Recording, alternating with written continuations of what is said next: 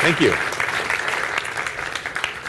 Hello, and welcome to CNET Presents The Next Big Thing. I'm Lindsay Turrentine, Editor-in-Chief of CNET.com. And I'm Brian Cooley, CNET's Editor-at-Large. I work for her. This is our 15th presentation of The Next Big Thing here at CES, so it's become quite a little tradition. Yeah. And we thank many of you who've been here before. Thank you for being here, and many of you have been here many years. And thank you for those of you here for the first time. Toward the end of the program, know that we are going to be getting some Q&A happening. We'll talk about those service elements coming up in a minute. We want you to be part of the conversation, so please feel free to tweet throughout the show.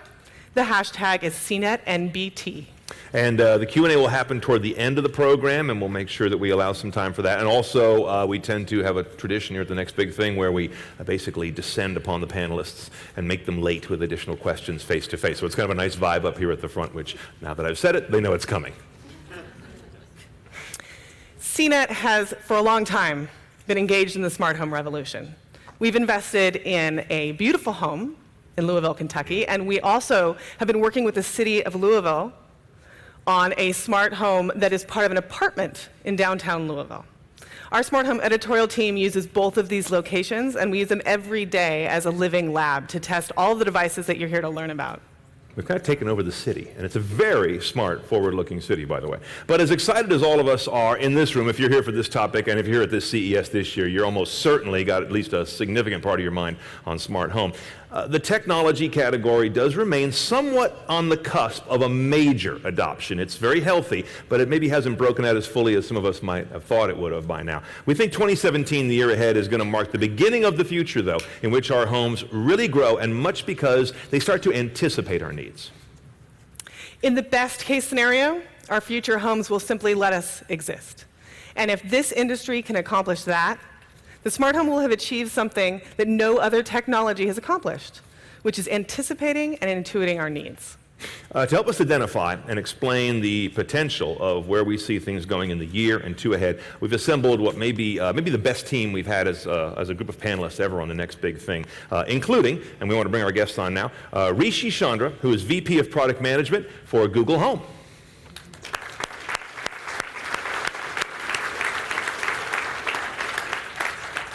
Next, we have Mike George, who's the Vice President of Echo, Alexa, and Apps for Amazon.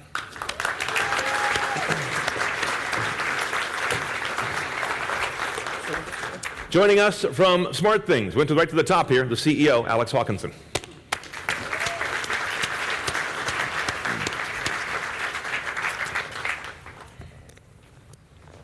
And finally, Jason Johnson, CEO of August. It's a deep chair. Thank you. Now, let's set the scene for some of the challenges that we want to solve with these panelists right here today.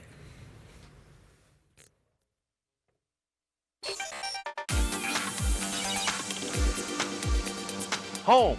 It's one of our great common experiences. Yet having a smart home is not yet. It remains novel to most, who remain just fine flicking a light switch or living with a thermostat that doesn't learn a thing. So, what's standing in the way? It is a big jump. You will pay a premium for a smart product pretty much every single time. A regular light switch can cost as little as $3. A smart one, at least $30. The same goes for thermostats, door locks, and irrigation controllers. They all cost multiples of their dumb predecessors. Then there's complexity. We're almost born knowing how to operate a dumb house. But when your house goes smart, suddenly you're fiddling with an array of different looking and feeling apps. There are platforms that bring it all together, either on one screen or via a simple voice command.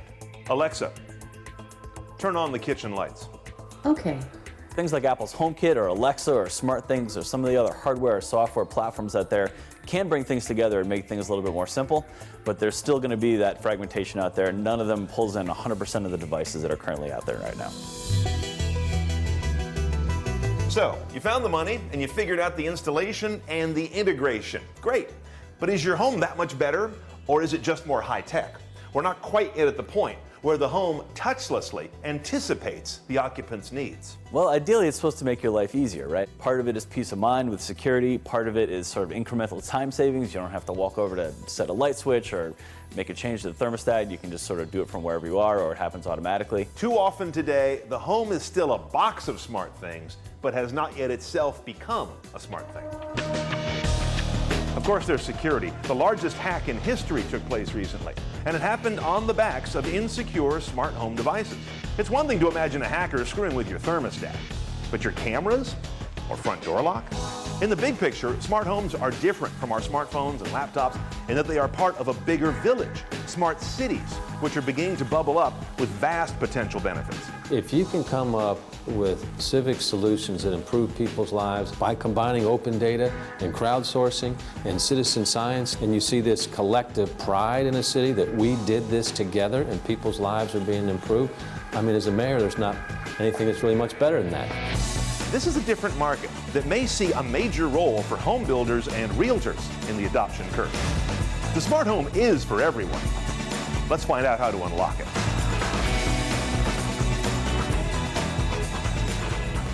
So we laid down a few gauntlets there. Cost, complexity, and such. Just, Go ahead, please. just a few issues, and one of the biggest issues seems to be that people are still kind of uncertain about how they're going to make all of the devices that they know are interesting talk to each other. I think it would be great to hear from Smart Things about this.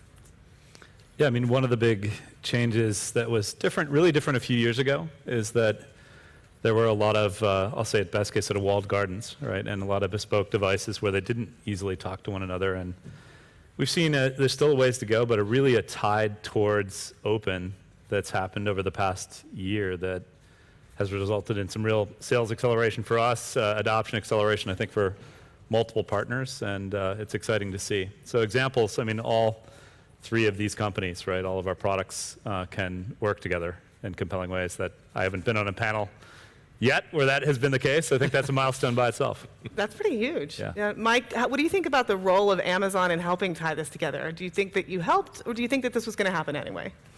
I think that we helped. I think that the simple voice interactions of Echo and dealing with Alexa, and the way when we opened that up with the Alexa Skills Kit and the Alexa Voice Service, and then separately on the Skills Kit, we saw quickly that smart home device manufacturers were using the Skills Kit to voice enable interactions with their equipment.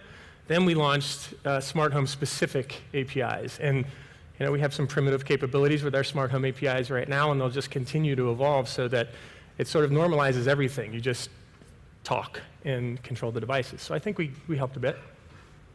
One of the things that I think we detect the consumers are picking up on, and maybe a lot of us in this room have felt that, or working with less tech friends and relatives in some cases, is the smart home devices on their face seem to do very simple tasks that aren't that difficult. It's nice to have remote control, and the learning maybe can be difficult to master. So it seems like there's, at first blush, very little gain to some consumers' minds for a significant amount of install and expense. What do you do to communicate to them the big picture of how rich of an improvement this can be? Because on its face, they look like a lot of small improvements. So, I think there's three things we've found over the past few years. I think all of us and others in the smart home space that consumers care about. Number one, saving money, right? So whether it's saving heating, lighting costs. Number two, making your home more safe and secure. And then number three, and this is kind of the catch-all category, is around convenience, right? Convenience and maybe the delight in there as well. That, it's fun to have some pretty magical things like some of the devices here in your life. And those are the things that people, identify with and it seems to be the main motivations why they're purchasing these products. Now, what you're doing with August, with your access plan, which is still very new, is you're almost putting the service in front of the product, the services that you've partnered with. You know, we set out to rethink, you know, access to the home, right? And yes, we make a device that we think is pretty good looking, attaches on the inside the door, and but the true magic, of course, as you mentioned, Brian, is the software behind it. I think in all of our devices we make, it's the software behind it that's the real magic. And to your point, it was our goal more than just to have you be able to unlock and lock your door using the August app. What if you could use other products and services with the lock that together creates a greater experience? I'd challenge it for a second. I mean, I think there's been some negativity around sales and the value proposition fit in the space. I think that everybody I talk to, I think that what's happened, a few years ago we felt this really compelling need to educate consumers heavily on the space. We've seen a transition in the numbers that indicate the move from early adopter to mainstream in the sales results. And so it's less about that convincing on the first use case, because there's a lot of consumers buying connected light. There's a lot of people starting with the voice control, moving into connected lighting, then branching into these adjacent use cases that they get excited about. And because there's an open model now, in our case, that works with SmartThings program and so on, once a consumer starts in, it's very simple to make these things work together. And so all boats are rising a bit now. So just as one challenge, I still think it is a challenge to kind of educate, like my mom as an example, in the space, but people are building some fairly significant businesses right now. Yeah. It's compelling enough. Right? Rishi, let me ask you, one of the experiences that I have is that when we talk about smart homes, sometimes the concept of smart home or connected home, people react to as sort of a 1% thing, right? That's for people who have fancy things or want lots of fancy things. I don't need that. I don't want to get lazy. I can turn on the light switch. What do you see when you look past that? Do you think this is really more about the individual devices or about that aha moment that people are going to have when they use something like Google's powerful infrastructure behind Google Home? I think there's always wow moments that people will see, right? And I think that is always a convincing mechanism by, oh wow, I want to bring that to my house. I do think look, the bar is very high in terms of it is very easy to go and walk and turn on and off a light switch. Let's be honest. That's a very simple mechanism that users have been used to doing for a very long time. And so there has to be enough value that when you see it and you experience it, that it's like, wow, I need to go and make that a better experience. I think the voice mechanism was a breakthrough, actually, I think for a lot of home automation and smart home capabilities, because you know, if I have to pick up my phone and interact with a bunch of stuff in my house, you kind of lose this again, the simplicity. It's not as simple and as easy as something as saying using my voice to actually go and control a bunch of different devices.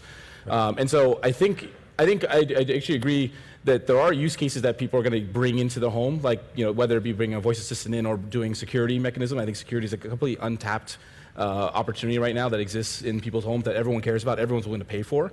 And as they start introducing these pieces, all these pieces connecting together magically and automatically means more and more exposure of other capabilities. So I think it is about the first thing that you're going to get in, and then it being additive, right? Remember, the home is a very complex set of appliances and devices. So there's no such thing as I'm just becoming a smart home. The reality is you enter with one or two different devices, and then you're going to expand.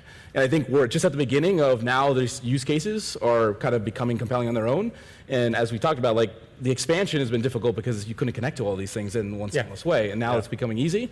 Now you'll just see expansion coming over time. All the boats are rising. The thing that is interesting to me is that we're here talking about smart home. We're all engrossed in the technology of it, and we're trying to advance it. But the numbers I look at, 6 to 7% of the U.S. population has interacted with a smart home device. 94%, 97% haven't, or pardon me, 95% haven't. And I think what's going to be happening is some of these things that we want, that I think the video and your remarks in the beginning said the smart home will start to anticipate things we need. Some of the simplest things, even though it's a light switch or a thermostat, are going to feel like magic to the 90% that haven't touched this yet.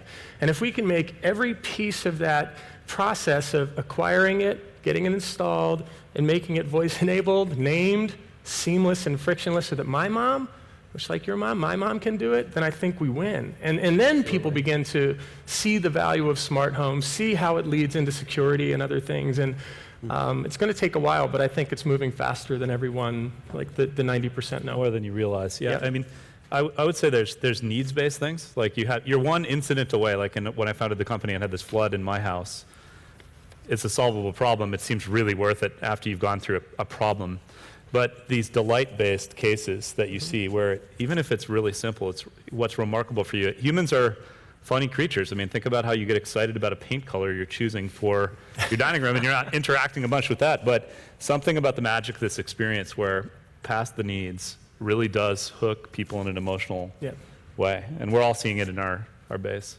Absolutely. Yeah. Well, I think this brings us to an even tougher topic, which is security.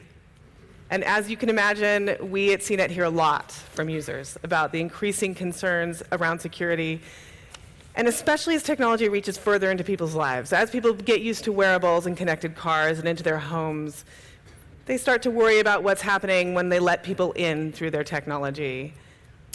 And it didn't help, of course, as we've referenced here a couple times, that we had all the headlines, fairly deserved or not, oversimplified or not, around this biggest hack in history, denial of service attack that was foisted largely across insecure devices in the home, of many brands, by the way. And this, of course, will register in the consumer's mind. The question is, did it make a big impact or not? All of these concerns are fueled in the minds of many by everything we just talked about, but especially by fans of the show Mr. Robot. We're going to show you a little bit. Even though the European Union has been denying that it can affect them.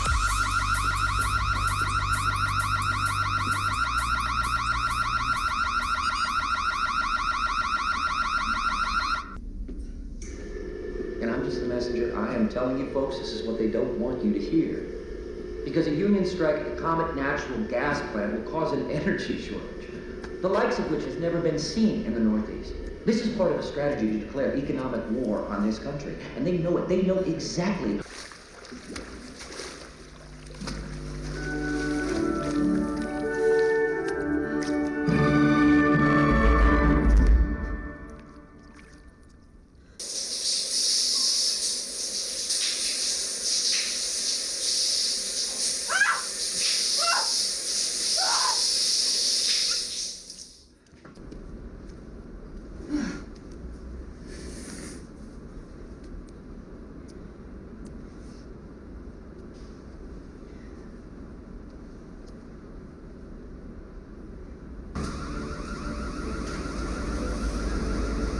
Well, what am I supposed to do?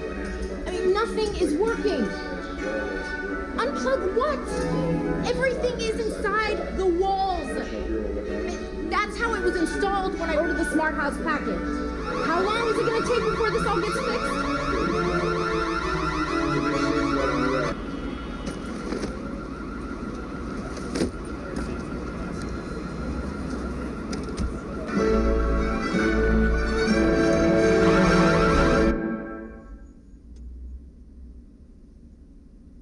How long do you think she's going to stay away for? Long enough.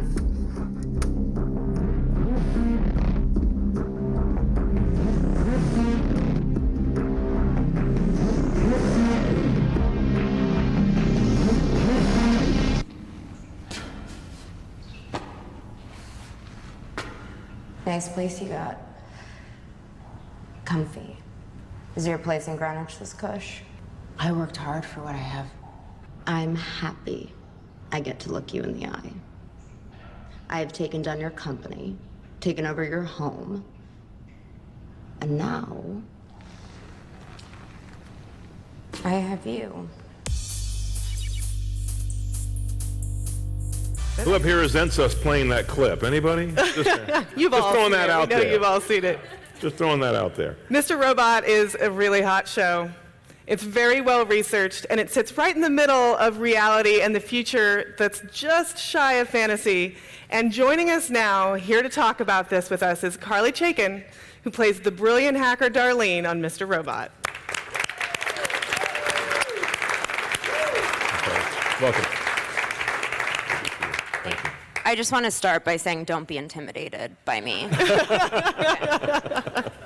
But they're already writing a patch against you, believe Yeah. me. They're working on that. All right, we have a ton of questions about this. There could have been a lot of ways to terrorize this character on Mr. Robot who plays an attorney, right? How did a smart home gone crazy wrong get chosen? Well, plot-wise, the biggest thing was to take over the house for us to live there, pretty much, to be our new kind of home base. But I think violating someone's home is kind of one of the biggest ways to violate someone, to kind of take over their home base and kick them out. So I think it was kind of the most dominating thing we could do. And it was done very realistically, to be honest. I mean, it could have been more overblown. You could have made it really fits into a set of concerns that the person who does have a smart home or is considering one can look at and say, oh, that seems like it could happen, as opposed to being fanciful. Right, there were like subtle things kind of coming of even the heat, the volume, all of those small things that would Even how the heat was shot, the thermostat was very oblique in the shot. You had to kind of notice that it crept back down the first time. It wasn't overplayed. Yeah. And yet there's something about, like you say, this is such an intrusive scenario that it really registers quickly. Yeah, it tapped into the annoyance factor too, right? Yeah, if not fear, annoyance. Yeah. So the staging seems realistic, and like Brian was saying, sometimes subtle. What was it like to shoot that and research what went into that scene? I mean, being on the show, just being able to shoot everything and kind of research everything has been so amazing and incredible. I feel like, I can type fast on a computer, but other than that, I didn't, like, technology and all of that stuff never really was, like, in the forefront of my mind. So being on this show now, everything has kind of become about that. Like every room I walk into, it's like, I could hack this whole thing and like all of your guys' phones. And not that I actually could, but we can pretend like I can. The show seems, it's very well researched. This is not the only scene that has this real ring of reality and veracity to it. What about the show and the team that does it keeps it so authentic, especially as you were doing that particular scene? Do you have a bunch of smart home buffs on the show team, on the writing team, or is it just that they did their research? Well, we have our main tech guy, who's also one of the writers and producers, Coradonna, he used to work in cybersecurity. And so a lot of every single hack that we do, they do it in real life first, to make sure that it works and can actually happen. Everything that happens all comes up in real time. So obviously we're not actually coding when we're filming, but it's all pre-programmed. So they'll spend 3 weeks doing something that you'll see on screen for 3 seconds. But they're so knowledgeable about everything, and they test everything, and every single code you see on the screen is real and legitimate for what we're doing. So you know this. You know that everything is real in the sense that it's possible, right? And it's been tested. How does this make you feel about all this technology? You must see it and think, okay, I can see the utility. That seems cool. But are you afraid of it now, or are you excited about it? I am like debilitated. But it's just crazy because most of the things that we can do, other people can do, but a lot of hackers aren't capable of doing it to that extent. But in my mind, everybody is. So someone was people try to hack me too all the time. Someone was trying to get into my iCloud, and I was like, great, now my entire apartment's bugged. Like, they're in my TV, they're doing this, that, and the other, and gonna take over my life. And I'll call Core and be like, what do I do? I'm freaking out. But it's made me so incredibly paranoid, where someone like tried to touch my bag, a while ago, and I was like, now they dropped like a tracking device, and okay, you got to get off this show. I know it's doing really well, but you got to get off this show. Yeah, for my own sanity. So, do you have smart home gear in your place or not? We have a Nest. Okay. Which is great, and Alexa, who's like my best friend. Okay. 1 point. But yeah, I mean, both of those, it's so interesting what you guys are talking about with especially, with the voice control of Alexa, of just being like, Alexa. But even I'm a very lazy human being. And so that's where that comes in, of being like, I don't have to get up to change the temperature, or before I get home, I can just take out my phone and set it so it's not freezing. But do we have any other smart stuff? We're talking about it. Right on the edge. We're talking about the deciding factor. Maybe not after this. Yeah. This is great. Thank you so much for coming up here on the stage with us, and we're so glad you're here to watch. Yes, I'm feel so special. excited. Yeah. Carly, thank you so much. much. Thank you. It's really nice to meet you. Thank you very much. Thank you, guys. Thank you. Carly Chaikin, everybody. And yes, she really is here, staying for the rest of the session. That's a great endorsement. We're honored. We are. Okay, so now we want to turn the corner as we have gotten a little preheat here of some of the worst scenarios. Let's talk about reality. How many of you were cringing at that scene, or how many of you were saying, okay, we do need to defend against that? We have to focus on security from the start of these product development processes. And we have to think about security from the beginning as well. And it's a little bit of a race. We as the people who are trying to protect folks are working really hard to stay ahead, and the bad guys are trying to, stay ahead of us. And I don't think that will ever end. But I think we're taking very measured, sensible, very mindful, conscious steps to make sure that security is a part of. And one thing I was thinking, and all of you have excellent brands that you care about, and your companies maintain them very carefully. But Amazon in particular is a company based on outstanding, unfailing relationship with the consumer. Your risk would seem to be higher. Your sleepless nights, I would suspect, would be a bit more. I think we've had those sleepless nights from the beginning. The minute you want to sell a product to a customer and you're taking responsibility for processing their payment instrument, and you're storing that, and you want, and you know that every interaction you have is either a trust builder or not. You have to think about it from the beginning of everything that you build. That's the foundation. And we've worked very hard to build that trust in our customers. And we will do nothing to breach that. Brian, I do want to mention that, also the lack of technology has some security implications. And, don't want to freak everybody out, but how many of you are 100% sure right now your front door is locked? You're 100% sure it's locked.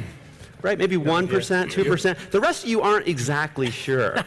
Now, if you had a smart lock, you could actually check right now, and you could lock it. So there's a trade-off when you go from the offline, you go from the non-intelligent to the intelligent systems.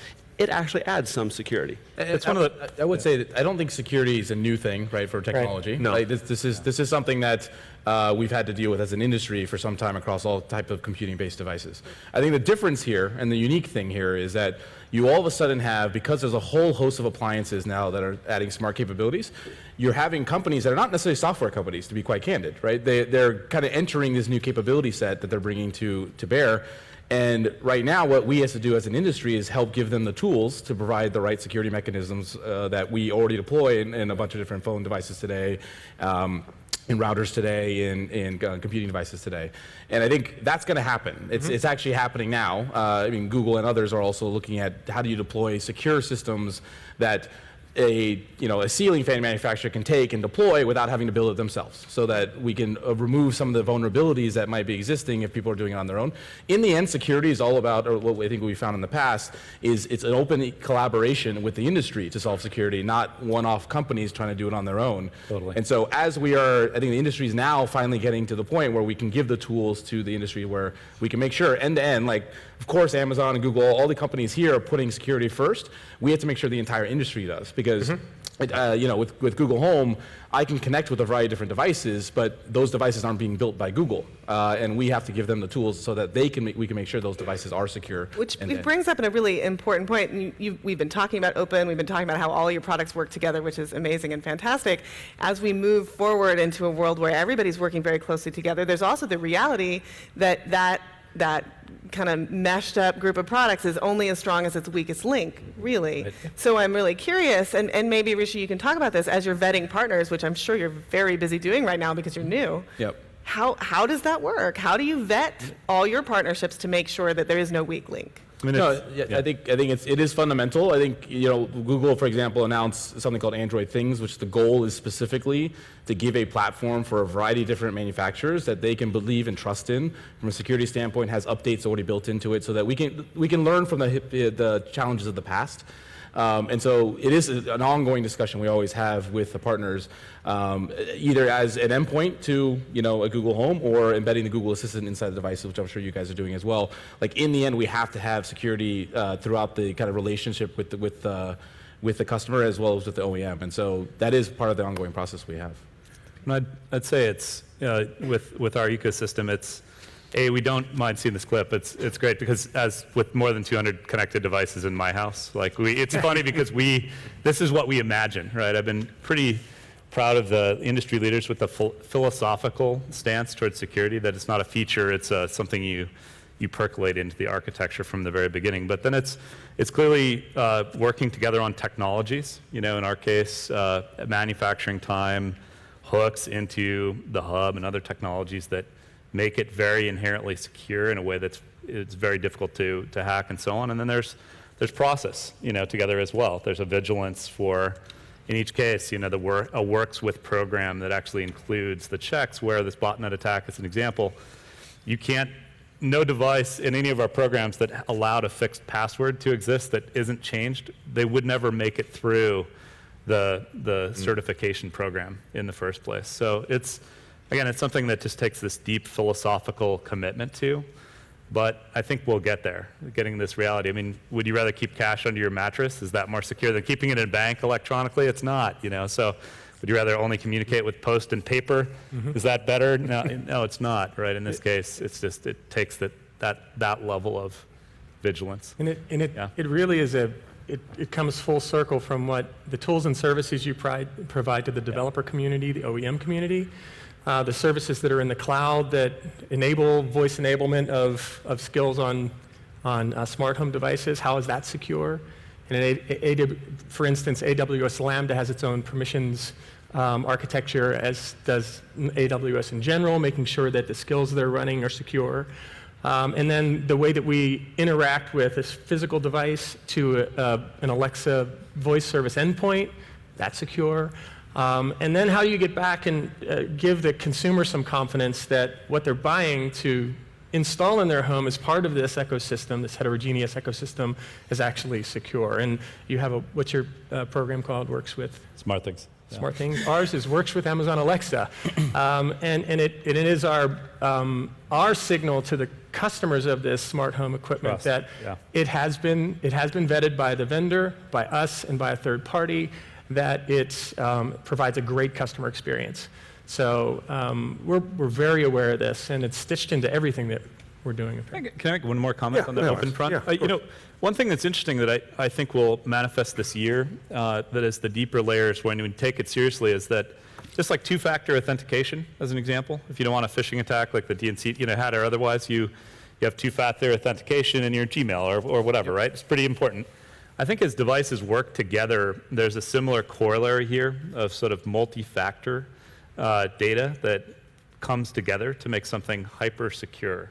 Should the multi-factor be voice and or face recognition? Is that a mega trend going forward? I mean, it's not just the code being put into my security panel. It's that the router knows that my phone is on that network, and when I'm reprogramming it, that my fingerprint biologically is on that phone at that moment. Okay. It's a tie together between all these things that allows it to like really be sure, right? It's not just it's not a code. It's not something simple. And by being open, by working together, we allow some of those layers that will really lock it down, and I think will drive the tide towards these centralized platforms versus just a totally fragmented mess. Yeah. Well, we've been tackling challenges and perceptions so far, kind of going after the things that we think can be cleared up, made better, made less friction-filled, trying to get at those hurdles and the motivations that stand between this really big adoption. It'll make smart home ideally the next iPhone, not the next Segway, right? That's kind of the goal. Segways were awesome, by the way. They were talking volume, the president not quality. Driving off a cliff or something. As we've worked the floor at this year's CES, we're seeing the smart home coalesce into this really bright future, actually, and I think we're hearing a lot from you about that. But the idea is that this will turn our homes not just into a place controlled by voice commands and apps, but a home that we can just exist side by side with and that will take care of our needs for us. Pretty exciting. Yeah, I would like to say.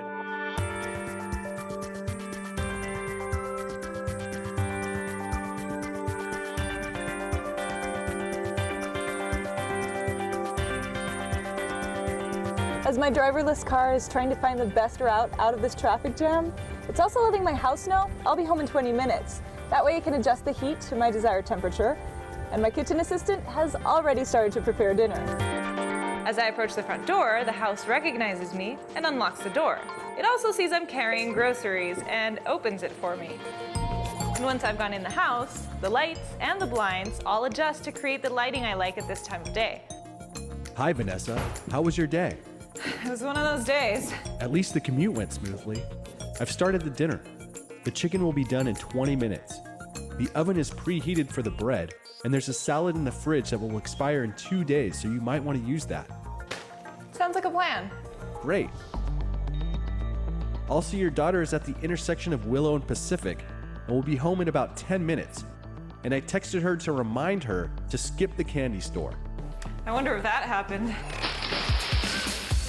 Throughout the day, the home assistant has been monitoring my heart rate, blood pressure, and steps. And while I sleep tonight, it will monitor my vital signs, sleeping patterns, and the depth of my sleep. With all this data, it can make useful suggestions about my diet, exercise program, or even call 911 in an emergency. The lights come on as I enter each room and will go off when I leave. That saves me a lot on energy bills. I'm also sipping on a cocktail made for me by my kitchen assistant, because after the day I've had, I deserve it. Do you have any status updates for me? Your daughter has a coding assignment that is due tomorrow morning that she hasn't started yet. Man, I forgot about that. Can you remind me after dinner? Do you have anything good for me? Yes, some good news. Your mom went 10% over her step count for the 3rd day in a row. Oh, wow. That's great. Can you call her, please? Sure. Dialing now. Hey, Mom. I heard the good news. Congrats. That's great. All right, all right. It sounds like you're busy. I'll try you later. Bye. What's a good TV show I can watch that fits my mood and I can finish before dinner time? How about CSI Silicon Valley? Sounds good. Play it. Excuse me. I have a TV show to watch. Now that's a CNET smart home. I like that. I like that video better. Better vision, right? What I like about the house that we just fictionally previewed is that it's a house we all would live in. It looks pretty recognizable. It's not over the top, crazy, modern, even in aesthetic. And it seems achievable. What is it going to take to get to a point where everything is actually anticipating what we need? Jason, you want to get started? Well, it's funny because what I was about to say was actually something you just showed in the video. We thought at August, my co-founder is Yves Bahar. He's a great designer and thinks through interactions, very thoroughly. And one of the things we thought through was, the best experience and the best interface is no interface, right? That your home should understand who you are. You come and go, and there's an association there. We talked about multi-factor authentication. And so you show this home of the future, but with August, it's actually here today. If you have an August lock on your house and you have this feature turned on called auto unlock, you walk up to your door and you leave your phone in your pocket, your purse, your backpack, and it recognizes you and it unlocks the door and you just walk in. And it's one of those things that once you've experienced it, you're like, wow, this is the way that all doors should be. And it's it is here today, and we have hundreds of thousands of people that unlock their doors every day that way. And it's one of those practical things. Some of these things perhaps maybe aren't as necessary today, but it's great to see what we can do with technology. We should talk about the steps needed to get there, but I will say that what drives, I think, a lot of us in our hearts is the prospect that if there's enough homes like that, you forget too that there's peace of mind. Like all of us have aging parents, let's say, they will be able to live in their homes longer, really happily. That's awesome. Wow, what a societal benefit, right? That house, if there's enough of those, there's half the carbon footprint reduction goals, right? Lay in that thing turning down its energy use when it's not there. So what's the driver too is there's a society level impact, I think, that we see the prospect to have. So it both seems awesome to live in that house, but it seems exciting in terms of the macro outcomes that we can achieve from it. Back to the original, I think the original question is, what is it going to take to get us there? I mean, you think about the advancements in machine learning and neural networking. That's what's helped us with a lot of the voice technology, a lot of computer vision, effectively unlimited compute power of various clouds, AWS, Google, and others. When you have that much compute capacity, new machine learning techniques that will make it possible to recognize someone's face with a camera or someone as an individual, a unique individual with a voice or some other bit of feedback, then those things become possible. Because you build feedback loops into all of these interactions that you have with equipment that's constantly connected, providing signals back about you, and then you can start to anticipate what's happening in that person's life. They're on the way home, the thermostat's set to something, and by the time they get there, you should have the temperature to a certain, to 68 instead of 65. But it takes massive compute power, it takes ubiquity of networking and connectivity, it takes what's happening in machine learning and neural networking. And the beauty is, we're in a golden age right now. We're making big advancements in all of those areas. So I think, that's a potentially realistic picture of what could happen in the not so distant future. Yeah. But a lot of people are not going to experience that. I mean, you'd think we have 7+ billion people on the planet. This is going to be reserved for a lucky few. A lucky few, but there will be many less comprehensive magical moments going on with turning light switches on and off and control, being recognized when you go through an August door. So I think the sun is shining on this space right now. Yeah, and I'd say, I think in addition, I 100% agree. I think the amount of computing power as well as machine learning capabilities that are being kind of built today, it's immensely giving more opportunity space to doing things like this. I think the other pieces I'd say that this showed kind of implicitly was, one is that there is this notion of all devices can work together, right? It's pretty fundamental. We've talked about it a little bit, but we do have to make that work really seamlessly, and we're not there yet, but we have to make it so that every device is aware of each other in some context where they can work together, because that's how you get the value of what we just showed. The other is that we talk about smart home as kind of a separate, distinct kind of experience for people, but it's really not, right? It's an extension of what the assistant's going to be in their entire life. Right. Right. The assistant, and I understand that the talk is about smart home, but in the end, the assistant is going to be pervasive around when you're at work, when you're at home, when you're just in the car, when you're at school, whatever it might be. In your hotel here in Vegas. Exactly. I mean, nice. in the end, it's going to be about, can you deliver, can we understand the user in all contexts so that in home we can deliver the right value proposition or use cases for them, but even when you're outside the home, even the example of showing when you're driving home, that's something that doesn't happen inside the home itself, but it has to connect with everything else that we're actually going into. So, I don't know how many in the room are in the industry, but presuming a lot, give tactical steps. 2017, here it is, January 2017. Holy crap! Crap is what's right. going to happen what's going to happen this year? Going back to your first video, we see mechanisms to bring down the cost for everyday people. So you will have, for less than $100, starting points that give you one of those propositions and let you experience some of that magic, and you see it in a combination of the different strategies from all of us. In our case, embedding our technology into devices you're already buying, et cetera. So cost is coming down. Complexity and friction is still a giant issue, right? It's got to be made easier. It's not just the open standards, but examples like you don't have to download a separate app, right? You don't have to set up a new account. All these things that should just be there, and there's some inherent advantages in each of the companies that they have in tackling that. But lowering friction, you'll see this year some pretty big steps. And then last, I think services will play a pretty big role in this, and that there is a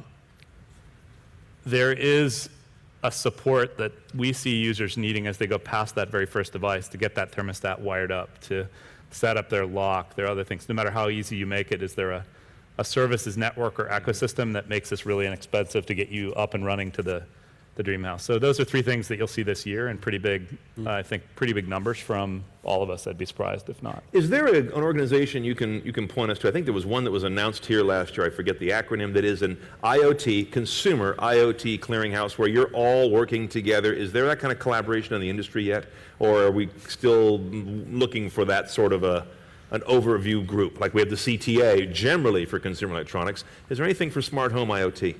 where standards are being pulled together, best practices? We'd each say our works with smart things or whatever. They talk to one another, all these things talking to each other. But there's just a lot of lunches and stuff. There are some. We are still a ways away from, you have these competing standards of different sorts. You have Weave, which is technically promising, but ways to go. You have these latent standards like Z-Wave, Zigbee, and so on. You have proprietary things that others have done, and these are still coalescing.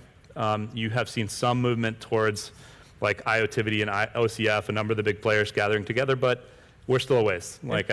At the end of this year, we're not going to be in a place where it's universal. I don't anticipate we're ever going to get in a pure world. It's going to be heterogeneous the whole way. Maybe we'll agree upon some important things. At least it'll be a few that work. But the experience that we create for a consumer has to abstract our complexity away. Right. And that's a big part of what we're focusing on with Alexa. Yeah. So let me ask you this about, from the connectivity standards that we're talking about, let's talk about the other layer on top of that, which is data sharing. You can all learn to work together in terms of protocols and such, and security and radio standards. But isn't there a need for web-like data sharing for all of your services and products to be their best, which I don't detect is the case right now, where you're all sharing, or at least making my data available equally to all of you? No most favored nation. So the data that comes off my Google product is equally available to anything from a SmartThings module. I'd say it's not quite there yet, but in this comment of the tide moving in the right direction, it feels that way. I mean, similar to security, our first principle is consumers first. They own their data. How do you put them in charge so that they could offer their data, regardless of the underlying product that they're using, to another service provider or to another controlling provider or so on, and it's a journey, but at least philosophically that's where we are. Yeah, I think steps are being taken. I mean, you had mentioned Weave. I mean, there are certain steps we're trying to take to normalize how devices can talk to each other. I think the first step is, can you even talk in a common language if you want to do data sharing? And so we need to move as an industry to get a better model for how the language between different devices can be normalized in a way that different devices can talk to each other, in which case then you can actually share data in kind of real comprehensive ways. Yeah. So I think those are all steps. I think that those are things that we have to work on in 2017, in addition to bringing down the cost and kind of getting much wider deployment of smart capabilities across appliances and devices. But I do think in 2016 what we learned was beyond the RF layer, the 5 layers, going on up, IP became the common language. All of our systems talk to each other in the cloud, right? And we found that talking IP in the cloud has become the way for these devices and systems to talk to each other. And it's coming together really well. All right, so you feel the language layer is pretty well coming along. The proprietary data sharing maybe needs more work. The connectivity layer I think is standardized. I don't think the language layer is actually standardized right now. Here's what I think you'll see is we're all committed to the complexity will not be foisted on the consumer, right? So these things will work together. You guys are willing to shoulder the burden of the complexity to shield it. That's important. That's universal, but it's the lingua franca, still doesn't exist. IP doesn't quite cover it, right, for these things, but it's getting there. Well, and Google has a software stack, and you have Silicon, Samsung that is trying to approach it in different ways. Yeah. I want to leave time for a few questions from the audience. So we have microphones on the floor. Are they on the wings? Where are the microphones? Center one microphone. It's a stand right in the middle of the room. Very convenient. So let's see who wants to get to a mic first. We have 4 of the best minds in smart home. So if you have a question about smart home and you don't ask it now, there is no better time to ask it. So I think we have someone at the microphone now. And please tell us who you are, who you're affiliated with, and what's your question. Go ahead. My name is Jeff Orgel. I'm from St. Louis. I'm a technologist, and I'm affiliated with myself and all my users. I very much appreciate what you all are discussing. And I think there were some interesting points made regarding the fact that there's always a chase on between exploitation and securing that exploit. I don't think, as you mentioned, it's ever going to go away. I also believe, and it's pretty evident, that the technological landscape sort of magnifies the real world. So whereas an individual in their home may not have all the surveillance to see what's going on in this and that, as an individual in their home, they do have a locked door, and they know the limit of the exploit. There aren't going to be 10,000 people standing outside their door trying to find their checkbook. So as you deploy more and more of this equipment into these life spaces, to me, it almost feels like you're adding dry grass to a possible brush fire. Not to say that it isn't a benefit somewhere out there, but how do you keep that fuel of all of this equipment out there, all of these layers, all of this attack surface, you know, how do you win that race? And the people overall are seeing this happen at very significant, very protected environments, whether it's banking or government or whatever. And then you kind of encourage them to put equipment in their home that then allows not the one person to try and get in, but allows maybe hundreds of thousands of people to have a go at it. So it seems like what you're bringing up there is that there's a lot of complexity and that makes things dangerous. Like we can all talk to it. It's that stuff we talked to before. It's that we take it very seriously. It's a philosophy. Security from the very beginning. It's working together to ensure that technology has checkpoints within it in its design that are designed to be as secure as possible. And then I think it's process and communications between us to do things like the certification programs where we're really validating with experts that the attack surface, the vectors, are as minimized as possible. So in our world right now, when you interact with a skill that's going to do something, going to invoke an action in a smart home device, the smart home skill just gets directives to do something. It has no access to a person's information. And we secure the person's information from end to end. Yeah. So the attack surface might be larger, but really with our implementation right now, you're not seeing anything related to the person. You're seeing a directive that said if you saw anything. Right. So we secure the people's data. Yeah, I think it's minimizing attack surfaces in general of what kind of data can get compromised.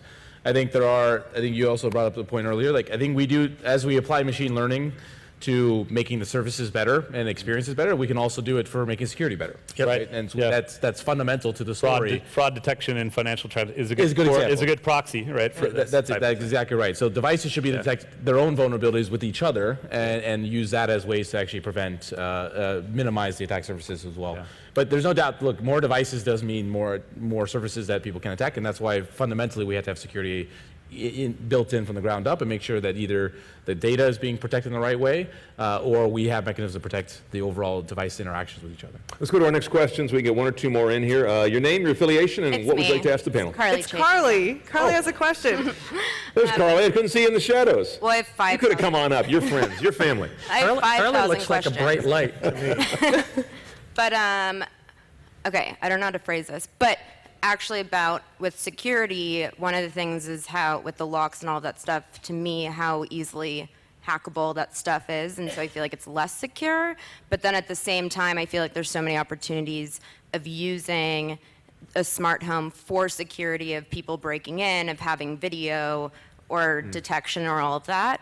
But then on the other hand, with, even Alexa right now or iPhones, about getting that information of what if the police or someone wants to come in and go, we want to see that video to find out who it is. Like that whole balance of security and that way. But I don't know how much of what they're doing is in regards to that as opposed to more so like turning the lights on and air conditioning. That's a really interesting question. Amazon's been in the news about this.